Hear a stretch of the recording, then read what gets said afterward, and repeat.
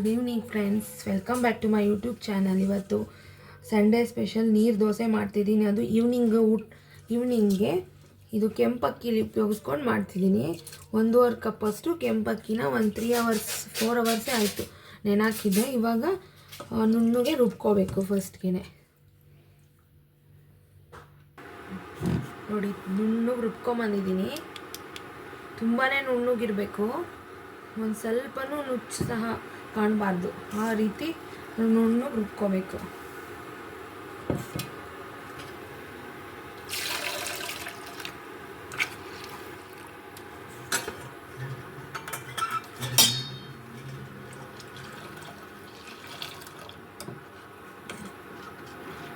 ಎಷ್ಟು ಬೇಕಾದ್ರೂ ಅಂದರೆ ತುಂಬಾ ನೀರು ಹಾಕ್ಬೇಕಿದೆ. ನೋಡಿ ಎಷ್ಟು ನೀರಂಗಿರುತ್ತೋ ಅಷ್ಟು ಚೆನ್ನಾಗಿ ನೀರು ದೋಸೆ ಚೆನ್ನಾಗಿ ಬರುತ್ತೆ. ನಾನು ಇನ್ನೊಂದು ಸ್ವಲ್ಪ ನೀರು ಹಾಕಿ ಉಪ್ಪು ಹಾಕ್ತೀನಿ. ಒಂದು 10 ನಿಮಿಷ ಬಿಡ್ತೀನಿ. ಎಲ್ಲ ರೆಡಿ ಮಾಡ್ಕೊಂಡು ಇಟ್ಕೊಂಡಿದ್ದೀನಿ. ಒಂದೂವರೆ ಪಾವ್ಗೆ ಸುಮಾರು ಒಂದು 4 ಜನ ಇನ್ನೋಷ್ಟು ಬ್ಯಾಟರ್ ರೆಡಿ ಆಗುತ್ತೆ. ಈ ಪ್ರಮಾಣದಲ್ಲಿ ರೆಡಿ ಇದೆ. ಅಷ್ಟರಲ್ಲಿ ಇದಕ್ಕೆ ಕಾಂಬಿನೇಷನ್ ಆಗಿ ಕಾಯಿ ಚಟ್ನಿ ಮಾಡ್ಕೊತಿದ್ದೀನಿ. ನೀರು ದೋಸೆಗೆ ಕಾಯಿ ಚಟ್ನಿ ರೆಡಿ ಮಾಡ್ಕೊತಿದ್ದೀನಿ.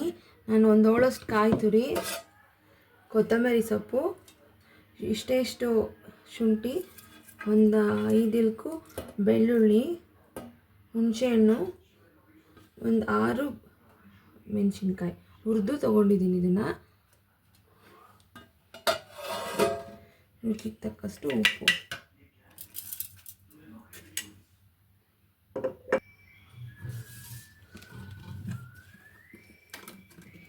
ಕಾಯಿ ಚಟ್ನಿ ರೆಡಿ ಆಯಿತು, ರುಚಿಯಾದಂಥ ಕಾಯಿ ಚಟ್ನಿ. ನೆಕ್ಸ್ಟ್ ಇವಾಗ ದೋಸೆ ಬಿಡೋಕ್ಕೆ ಹೆಂಚಿಟ್ಕೋಬೇಕು.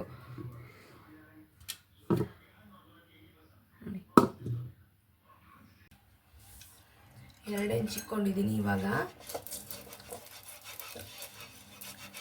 ತುಂಬ ಚೆನ್ನಾಗಿ ಬರುತ್ತೆ. ಎಲ್ಲ ಶುಗರ್ ಇರೋರು, ಡಯಾಬಿಟಿಸ್ ಇರೋರು ಎಲ್ಲರೂ ಸಹ ಈ ಕೆಂಪಕ್ಕಿದು ನೀರು ದೋಸೆ ತೊಗೋಬೋದು.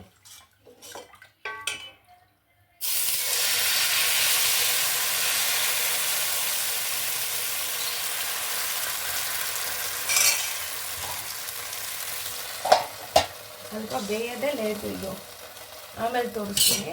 ಕ್ಲೀನಾಗಿ ಬರುತ್ತೆ ತುಂಬ ಚೆನ್ನಾಗಿ.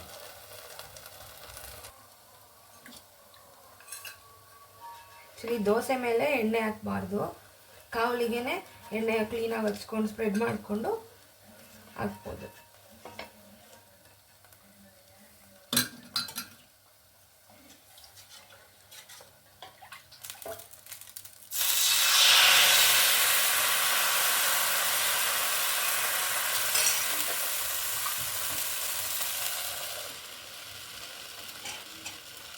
ನೋಡಿ ಫಸ್ಟ್ ಹಾಕಿದ್ದು ಇದಾಗಿದೆ.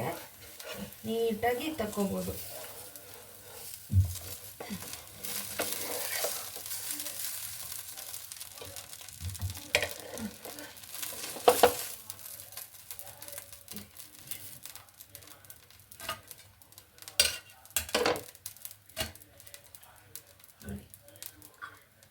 ನೀಟಾಗಿ ಚೆನ್ನಾಗಿ ಬರುತ್ತೆ.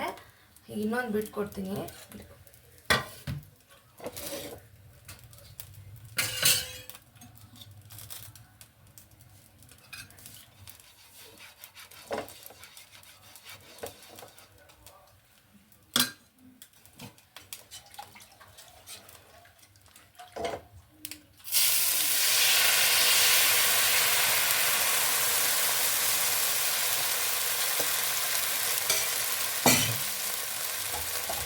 ಬಿಸಿಯಾಗಿ ತಿನ್ನಬೇಕು ಇದನ್ನು. ಓಕೆ, ಮತ್ತೊಂದು ವಿಡಿಯೋ ಜೊತೆ ಸಿಗ್ತೀನಿ. Thank you for watching my channel. ಮಲೆನಾಡ ಸ್ಪೆಷಲ್ ಕೆಂಪು ಅಕ್ಕಿದು ನೀರು ದೋಸೆ ನಮ್ಮಲ್ಲೂ ಸುಲಭವಾಗಿ ಮಾಡ್ಕೋಬೋದು ನಾವು ಸಹ.